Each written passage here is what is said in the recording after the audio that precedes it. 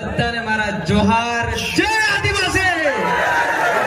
ભાજપ વાળાને હું એક જ વાત કહેવા માંગુ છું, तुमको क्या लगता था नहीं लौटेंगे? गलत। जब तक तोड़ेंगे नहीं छोड़ेंगे नहीं।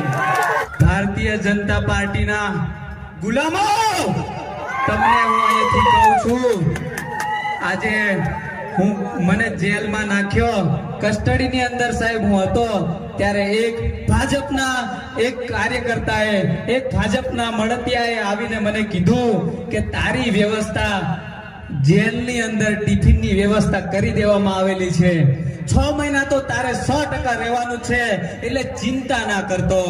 આવી મને ભાજપ વાળાએ આવીને કીધું, ત્યારે મેં એમને કીધું કે ભાઈ મને જેલના રોટલા ખાવા માટે મોકલવામાં આવે છે તો હું જેલના રોટલા ખાઈ, તમારા ના